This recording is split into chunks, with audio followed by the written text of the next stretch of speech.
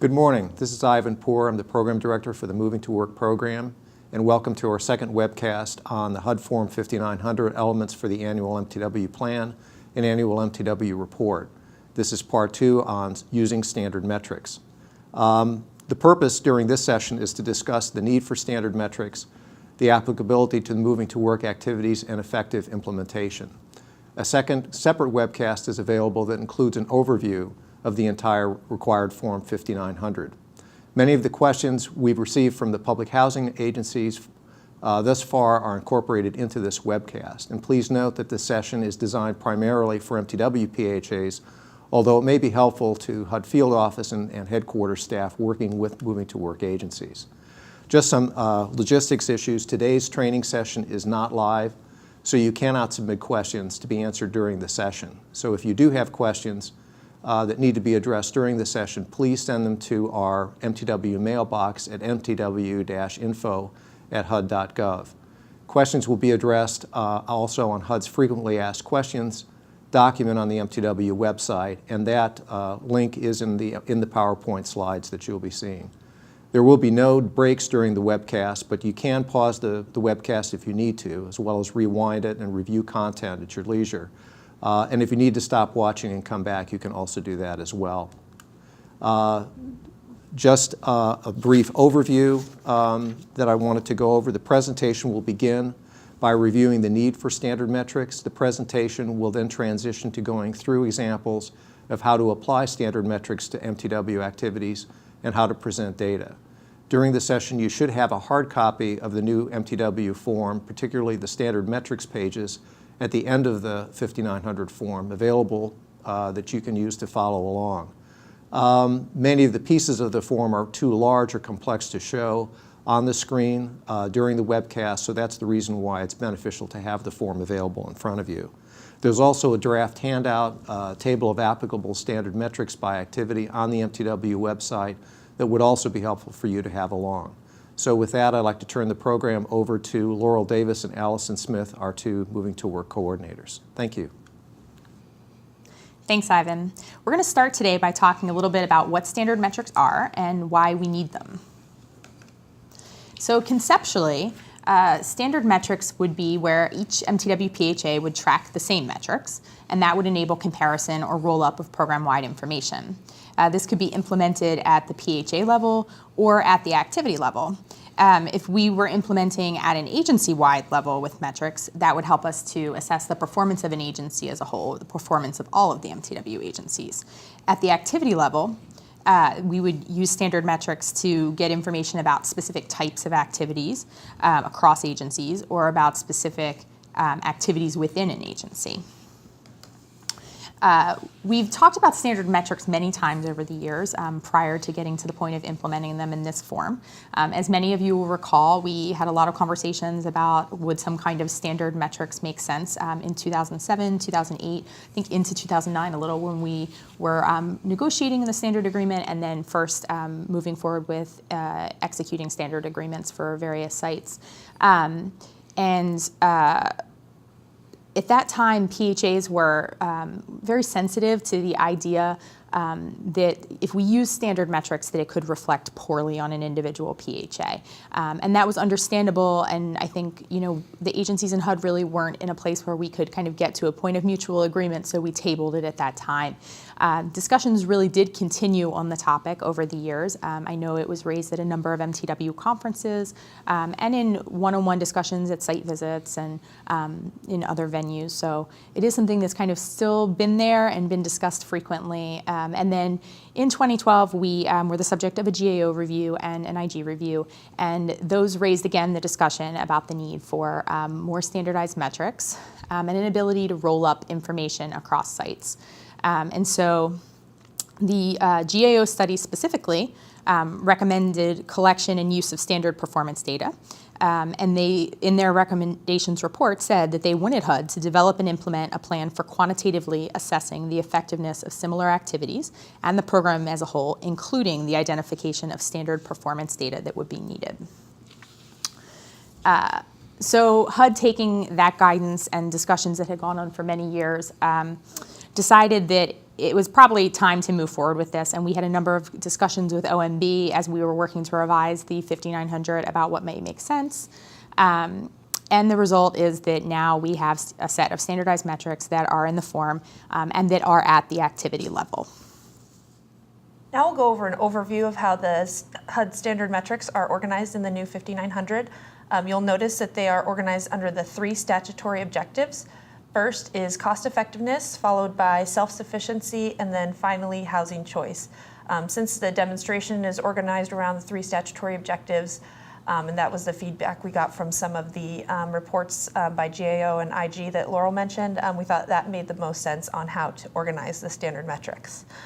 As the 5900 states, all MTW PHAs are required to measure all applicable standard metrics for an activity. What's applicable is going to be determined by the agency and the MTW office working together to determine what metrics will apply to the activity. MTW PHAs are not required to discontinue the use of agency-specific metrics. In fact, we encourage you to maintain those. Oftentimes, the local metrics that the agency has come up with really tell the story of the activity, sometimes better than the standard metrics do, so we really hope that we don't lose any of that data. We just hope that you would provide those metrics in addition to the standard metrics that we're now requiring.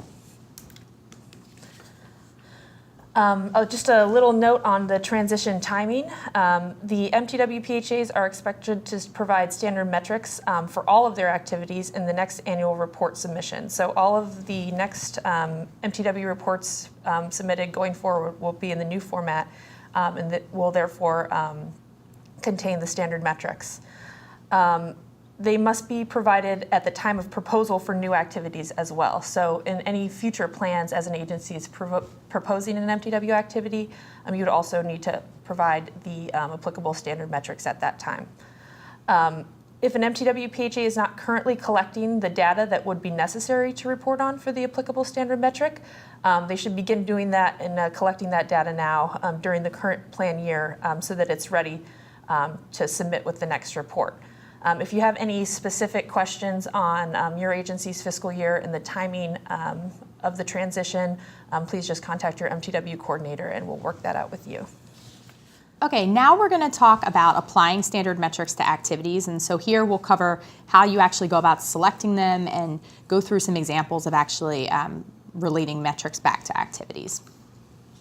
So to select metrics is really a 4-step process. First, reviewing the activity description, the impacts, the relationship to the statutory objectives that you've put forth in your plan. And then second, selecting metrics that measure the impacts that you intend to achieve through the activity. First step will just be looking at what did you say. Second step will be relating standard metrics to what you said you expected from the activity. But then, because we are looking at all of the metrics that are applicable, we have to take a step back and look a little more broadly. So third, we'll look at the standard metrics that are still under the statutory objective or objectives that you've cited for the specific activity, and see if any of those other metrics within that statutory objective or objectives apply. And if so, you would select those to measure. And then finally, the 4th step is going to be looking at any other statutory objectives that you may not have cited as related to the activity, and looking at those metrics and deciding if any of those would be impacted by the activity that you're enacting. And going through those 4 steps should get you a list of standard metrics that I think will be pretty close to what we would come up with. That would be the similar process that we would use on our end. In terms of applicability, as you're aware, HUD will be requiring agencies to use all applicable standard metrics, and to have some consistency, HUD will be the one looking to make a final decision on what is applicable. And we feel that that really makes sense because we're able to look across agencies more and try to ensure that there really is consistency across the same types of activities, that we're measuring the same things. We do want to note that it's very unlikely that there will be only one standard metric that will relate to an activity that you're enacting. It's more likely that there will be a couple, and so you should not just pick the one that you think most relates to your activity, but really think broadly about using that 4-step process to figure out the list of metrics that would relate to your activity. We know that it's likely that there are going to be times where you guys and we, HUD and the MTW PHAs, will disagree about what standard metrics are applicable to an activity.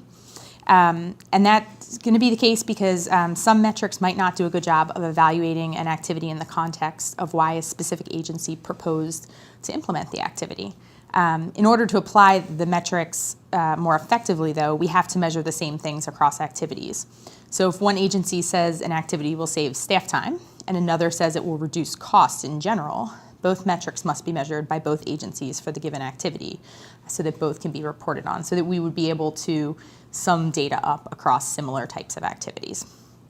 To help give you a sense of what metrics we think would be applicable to some of the most common activities that we see in MTW plans, we've put together a table, kind of can serve as a tool, and that's available on our website. And so the table will list out applicable standard metrics. So if you go to hud.gov/MTW, and then you go to the standard agreement page, that's where the table will be. It lists activities down the left side, and then standard metrics across the top. And then we've marked off with X's where we think a metric is related to an activity. We recognize that it's not an exhaustive list of activities, but that it provides a starting point. And as you'll notice, it's labeled draft, and that's because we figure that we will be adding activities to it as we move forward. And that it could be that there are activities where we have done a first guess at what we think are going to be applicable metrics, but in the future we could have an agency that proposes the same activity for a little bit different reason, and so that may mean needing to think about if there are additional metrics that are applicable to that type of activity. Okay, now we'll get into some examples. We've put together 3 pretty common activities that a lot of agencies are conducting, and we're going to go through the steps of applying the standard metrics to those specific activities.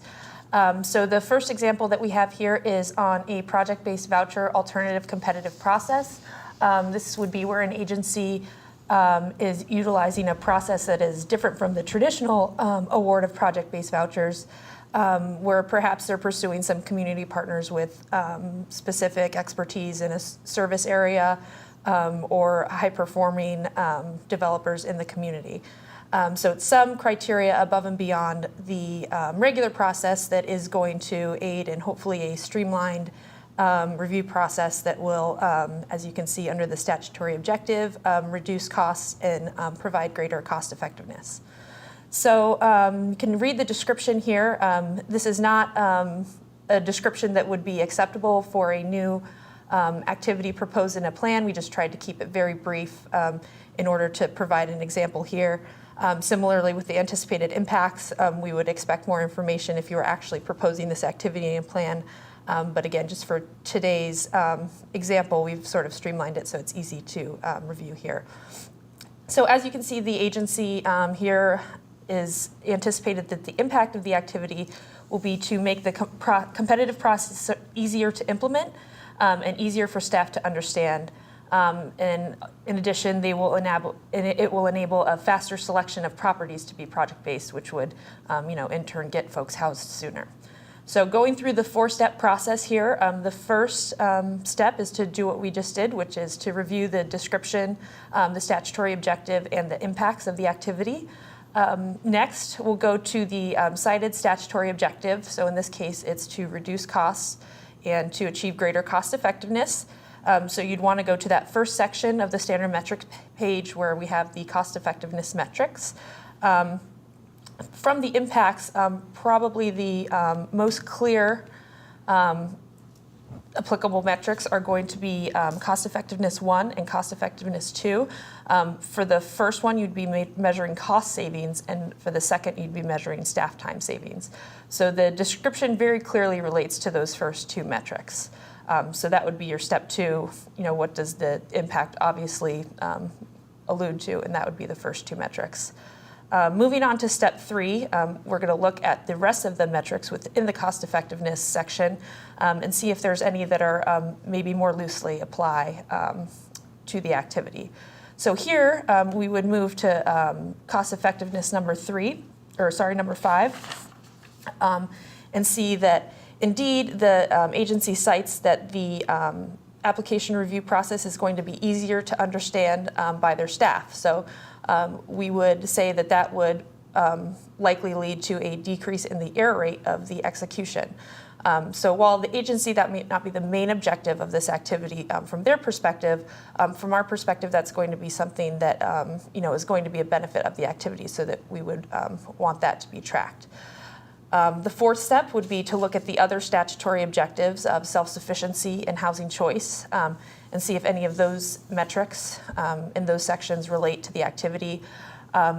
Here, they really don't. This is a pretty cost-effectiveness solid activity, so there wouldn't really be any additional metrics required in either of those two areas. The second example we have is on biennial recertifications. Here, the example given is a PHA who's going to implement biennial recertifications in both their voucher and public housing programs for work-able households. And then it gives a little bit of an implementation timeline here. Again, we'd want more description if this was an actual plan, but this just lays out the loose bones of the activity. Here, the agency cites again, the cost-effectiveness statutory objective as the main goal of the activity. The impacts that are expected will be the activity will reduce staff time and to perform annual tenant income reviews and rent calculations because it will be done every other year as opposed to every year. So there's a cost and time savings associated with that. So again, moving on to the four-step process, we'd first review the description of the activity, the statutory objective, and the anticipated impacts, which we just did. Again, and then step two, we would go to the cited statutory objective and the metrics listed under those. So again, here we're going to be looking first at the cost effectiveness section. The impact, again, very clearly relates to staff time savings and overall cost savings to the agency due to that. So those are going to be the first two, probably most clear standard metrics that the agency would use for this activity. Similarly here, we would look to step three, which would be looking within the statutory objective standard metric category at any other standard metrics that might be applicable to this activity, maybe in a looser way. So here again, we would point to cost effectiveness number 5, which was an increase in agency rental revenue. Again, this might not be the main goal of the activity for the agency, but since the activity is aimed towards work-able households, it's likely that the ability for them to retain that income as opposed to paying it in rent will result in higher earned income, which would eventually lead to a higher rent revenue to the agency. Similarly, it could have the opposite effect as well, because the extra earnings are only being collected every other year as opposed to every year, so there could be a negative impact on the agency as well.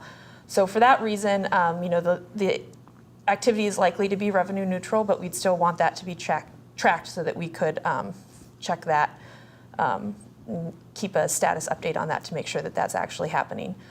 Even if the activity were aimed towards, say, elderly and disabled families, and there wasn't a sort of increased earned income element to the activity, we'd still want to track that cost effectiveness number 5 to ensure that there wasn't a negative financial impact on the agency as a result of the activity. So step 4, we'll next want to move to looking at the other statutory objectives in the standard metrics and the metrics under those areas to see if any apply. Again, here the activity is pointed towards work-able households, so there is a self-sufficiency element to the activity.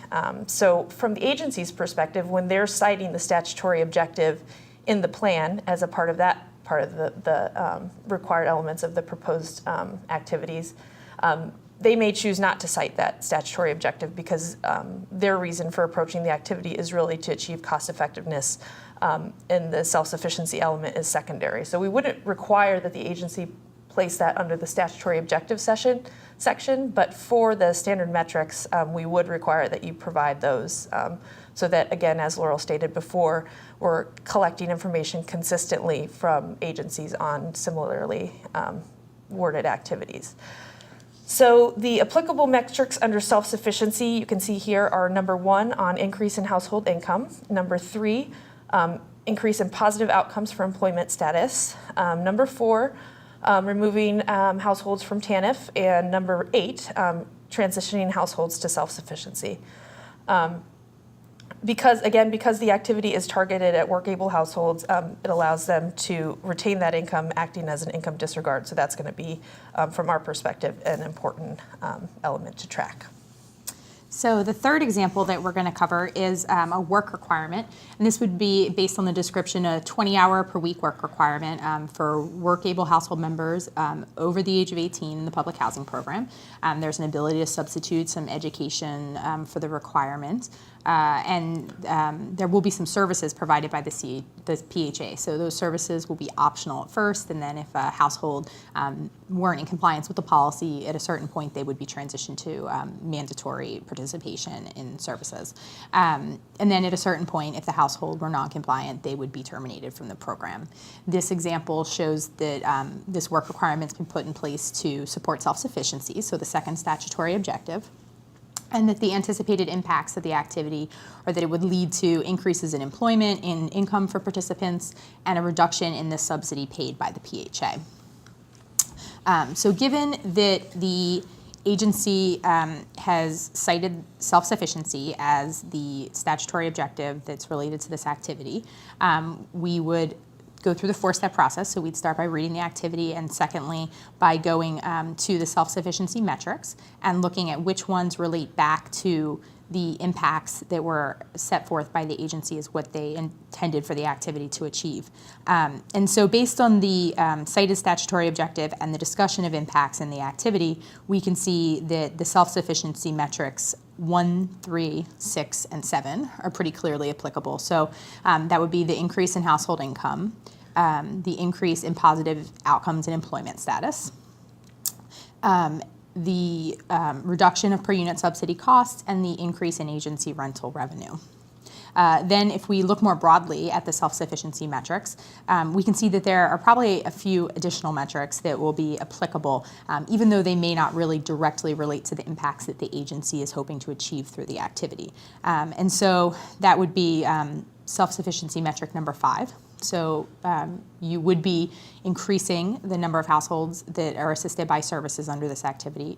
There's optional services, so those households would be receiving services, and then at a certain point, mandatory services. So that would definitely be applicable. And then the increase in income based on working and possibly based on better outcomes as being required to participate in services should lead to a reduction in TANF families. So we believe SS number 4 would also be applicable. And then self-sufficiency metric number 8 would be applicable because that is always going to be applicable anytime you have a activity that has any self-sufficiency metrics tracked, because we would need that data for roll-up in the annual report when we're talking about the number of families transitioned to self-sufficiency. And then if we go more broadly and we look at the 4th step in our 4-step process, we look at the cost effectiveness and the housing choice standard metrics. Most of them don't really directly relate to this activity, but there is one that does really relate to potential impacts of this activity, and that would be the decrease in waiting list time. So even though the PHA does not cite this as one of the statutory objectives, housing choice, we would say that this needs to be measured. It is applicable. And the work requirement would likely result in households transitioning off assistance more quickly, and that could enable a PHA to take families off the waiting list more quickly. Some notes on these examples that Allison and I have gone over. So we have put forth on the website, as referenced earlier in this presentation, that there is a draft table of applicable standard metrics, and we would really recommend you looking at that as a starting point. It will help you to at least get a sense of what we believe are applicable metrics for common types of activities, and it's not going to be an exhaustive list, as we've said earlier. It's going to evolve in time for a number of reasons, partially because we will add activities to that list as they become more prevalent in agency plans. And we could potentially change, our opinion slightly on what standard metrics are applicable if we have agencies that are proposing the same activities but with new reasons for why they're proposing them, new intended outcomes. And then we also just wanted to note that there are some activities that are just very broad, complex activities. And so those broad activities contain a large array of MTW flexibilities all lumped into one. And so that makes it a little more difficult to figure out what are the standard metrics that would be associated with those activities. And so the way we would approach that and the way we would recommend that you approach that is to break the activity out into its component parts, and not in terms of that you would measure each of those parts separately, but that doing that, thinking about the pieces of the activity individually, will help you to think through what standard metrics apply a little bit more clearly. And so an example of that would be a more complicated rent reform, where maybe you're combining an increased minimum rent, a tiered rent schedule, multi-year recerts, doing away with deductions, making a change to utility allowance, all of that in one activity. It will assist you thinking about standard metrics if you try to break that apart and think about, well, what are each of the pieces and what metrics might be impacted by each of these pieces. Then also just wanted to reiterate that that self-sufficiency metric number 8 will always be applicable if you have any other self-sufficiency metrics that are applicable. So if SS1 is applicable to an activity, SS8 will be applicable as well.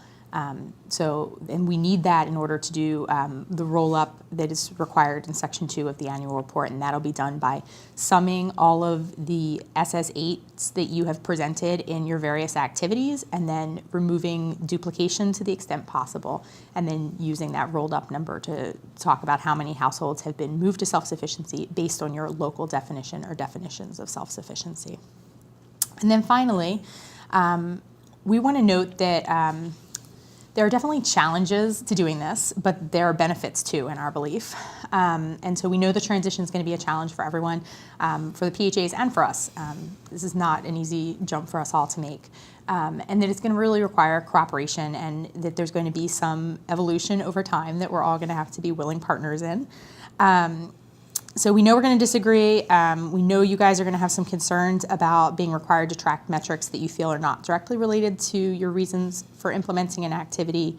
But we are going to hope that you'll be able to be cooperative with us on that, because we will need that information more broadly to enable us to roll up data and make summary statements and provide the kind of reporting on the progress of activities and the progress of furthering the MTW statutory objectives that various stakeholders continually ask us for.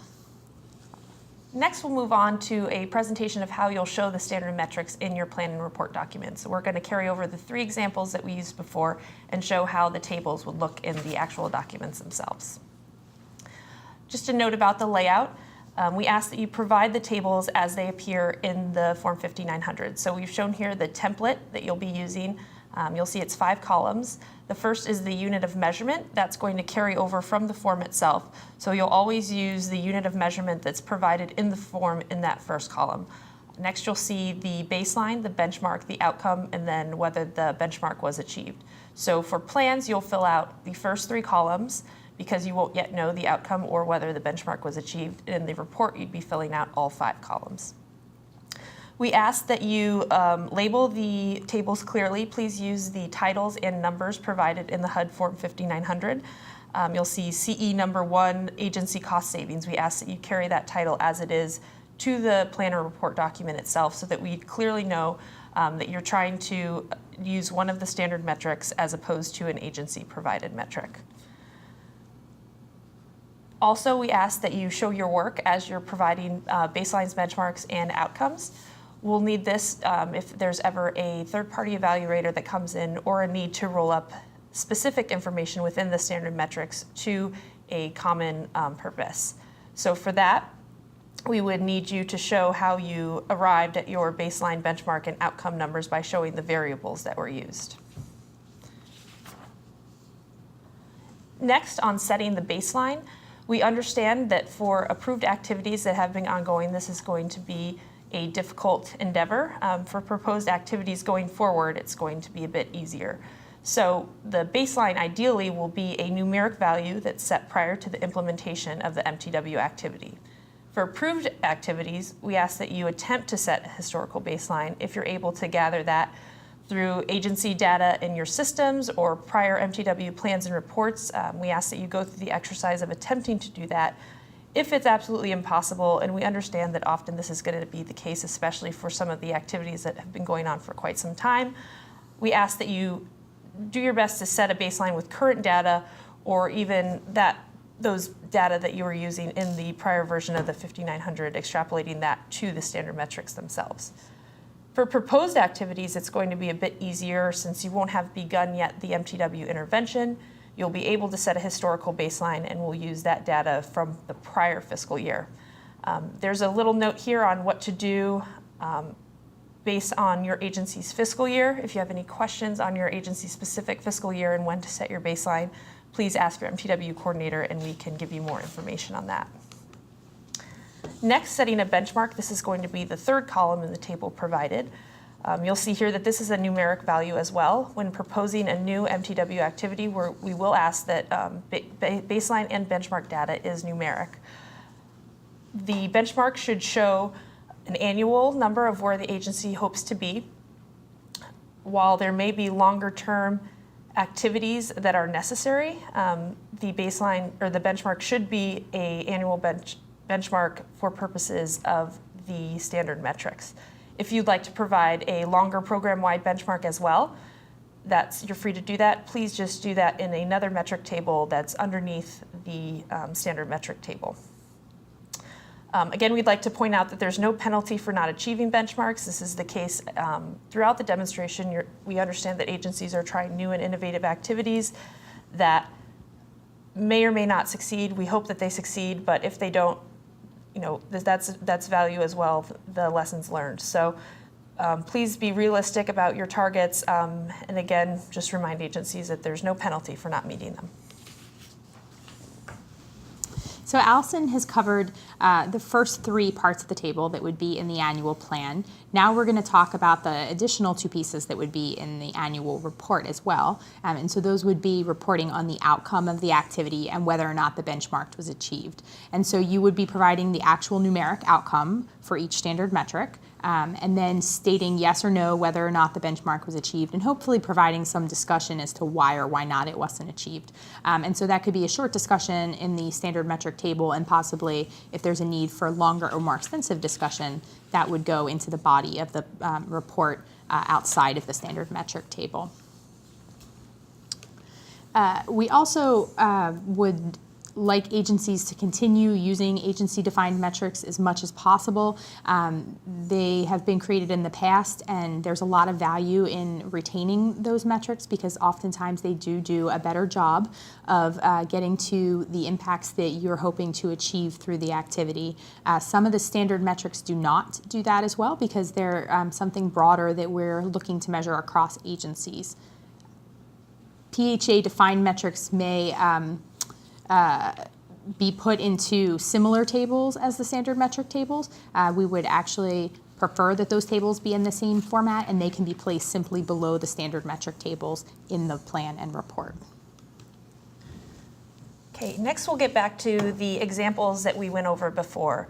Our first example is on the project-based voucher alternative competitive process. So here you'll remember that the agency has set up a more streamlined competitive process to assess project-based voucher applications. We aren't going to cover every single metric for all of the examples. We're going to highlight two from each. So for this specific example, we're going to go over cost effectiveness number 1 on agency cost savings and cost effectiveness metric number 2 on staff time savings. The first you'll see here is on cost effectiveness number 1, agency cost savings, and we've represented here how it would be shown in the MTW annual plan. You'll notice that the title is consistent with what's provided in the Form 5900. The left-hand column on the unit of measurement also consistent with what's provided in the 5900. So we ask that you keep those areas that are shaded darkly in the same format that is in the 5900. Because this is a plan, you'll notice that only the baseline and the benchmark columns are filled out.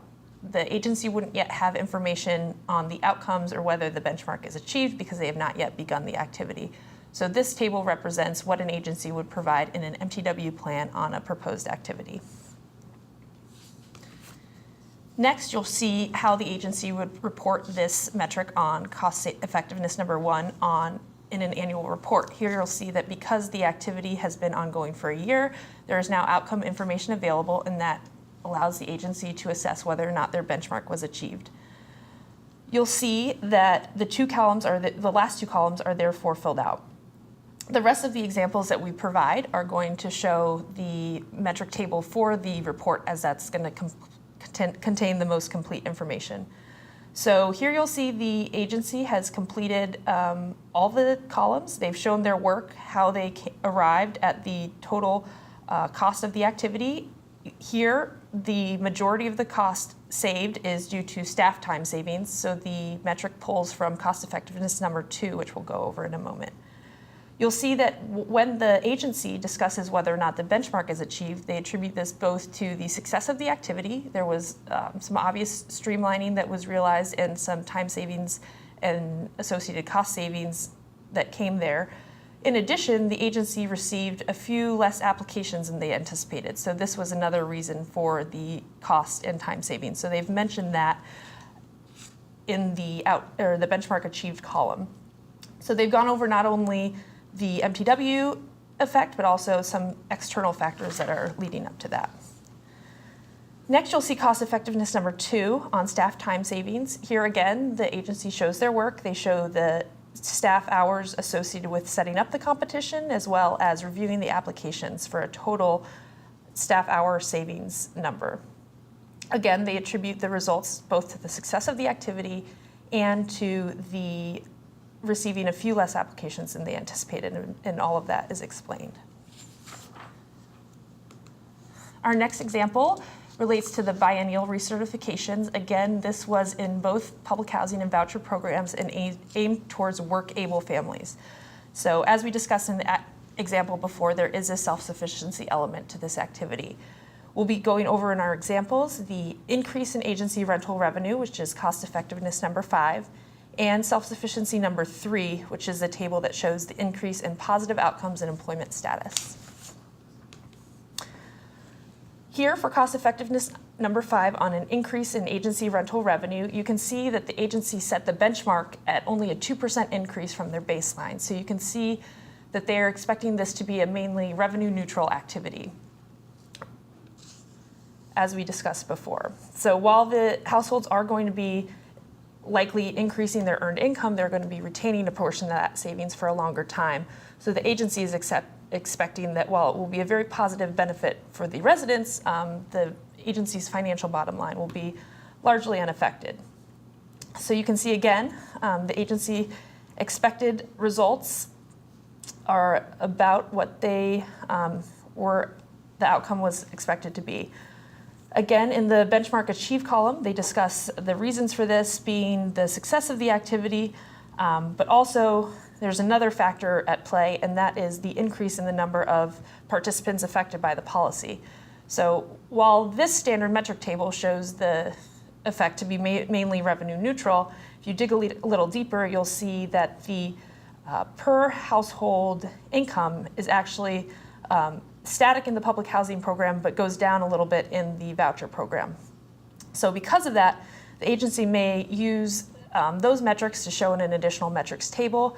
They may explain that in the narrative of the metrics and show that the policy may be adjusted because of that. So because the voucher program households are receiving a little bit less, or they're earning a little bit less in their income, perhaps the agency would want to concentrate their services more towards those families than towards the public housing families, which are performing a little bit better.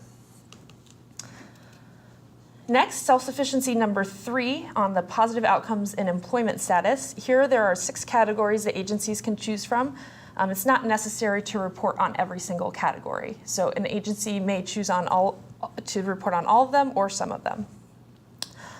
Here we started with those residents that are employed full-time. You'll see that the agency set a goal in their benchmark and that outcome was achieved. They've explained this by both the success of the activity and a strengthened job market in their community. So that additional portion that related to the positive outcome is explained as that might be interesting to local stakeholders as well. Next, you'll see the information on part-time employment. Here, the numbers went down a little bit. This shows that benchmarks not always being achieved is not necessarily a negative thing. In this case, the agency had more participants that achieved full-time employment than they expected, and that resulted in a decrease in the number of part-time employed participants. So just an example of how not always meeting the benchmark is not necessarily a bad thing. Just a note here that we understand that some agencies may not be able to break the categories out as we've laid them out. So if it's absolutely impossible for the agency to say distinguish between whether households are employed full-time or employed part-time, what you would need to do would be to utilize the other category, so number 6, and define that. So an agency would then maybe define it instead of separating part-time and full-time as just an increase in earned income. So an agency would utilize the number 6 other, define what that is, and then use that instead of some of the other categories listed. We ask that you try as much as possible to use the upper categories that are defined, but if it's absolutely impossible to break out that information, you do have that number 6 other that you can use for that purpose. So finally, on biennial recertifications, the agency in our example has chosen to use the other category to track how many participants are utilizing their PHA-provided case management services. So here you'll see that the agency is really hoping that all of the residents will use the services that they're providing. So they've set a very aggressive benchmark of about 95% participation. Because of the success of the activity, again, they did have a very high success rate of participants that are engaging with their case management department. That was very good to see for them, so they highlighted that in the benchmark achieved column. Just a note here that for these 6 categories, it may be the case that not all of them add up to the total number of eligible participants. So in this case, the agency would have participants that were both participating in their case management services, in addition that are maybe employed part-time. Similarly, it could be the case that a participant was employed part-time and also engaged in a job training program. So there could be some overlap between categories, which is absolutely expected. Great. And we're going to wrap up our examples by covering the third example that we discussed earlier, and that was the work requirement in the public housing program. And you'll see the list on the screen of all of the standard metrics that we believed were applicable. We're going to highlight 2 now, and those will be self-sufficiency number 8, households transition to self-sufficiency, and housing choice number 3, decrease in waiting list time. So finally, we're going to cover housing choice number 3, decrease in waiting list time. You can see here that there is a baseline, benchmark, and outcome that are all the same value. This is an instance where the agency believed that there would not be an attributable change based on the impacts of the activity on the waiting list time. And so the value has in fact stayed the same as demonstrated in the outcome column. And so the PHA explains in the benchmark achieved column that there was no anticipated impact, and thus there was no real impact either, as shown in the data. And so this is very likely an instance where this is a standard metric that HUD requested that the agency track, even though the agency obviously doesn't believe this is going to really be something that has a significant impact for them. And that could be different for a variety of agencies with different characteristics. So an agency with a smaller program may see work requirement leading to more transition, and that could be a much stronger impact on a smaller program. So HUD would see it as applicable, and if it's measured for one agency, then it really needs to be measured for all agencies. So thus this agency's reporting on it, but here they're showing that they don't really intend to see an impact, but they're still reporting that outcome annually. Now we're going to wrap things up by just kind of reviewing the other resources that are out there as you move forward with implementing the new form and standard metrics. So you can look on our website and find a number of resources, and we talked about this in the first half of the 5900 webcast as well. But if you go to our website, and we've included a direct link on this slide, but you could also find this by going to hud.gov/MTW and then clicking on the standard agreement page link that is on the main MTW webpage. You'll find a number of things that are related to these webcasts and the implementation of the form, and so that will include the FAQ, including many questions that we've received from MTW PHAs on the form thus far, and we're continuing to update that document, so that's a useful resource. There's also going to be links to the PDF and Microsoft Excel versions of the actual Form 50900. And then there's going to be links to this webcast, the accompanying handout that shows applicable standard metrics, and hopefully, other useful items for you moving forward. So we encourage you to check that out. Finally, if you have any questions that weren't addressed in this webcast, we encourage you to send them to our mailbox at mtw-info@hud.gov, and we'll do our best to get back to you on those questions as promptly as possible through the FAQ. Thank you for tuning into today's webcast. We hope the information was useful, and we look forward to talking with you again soon.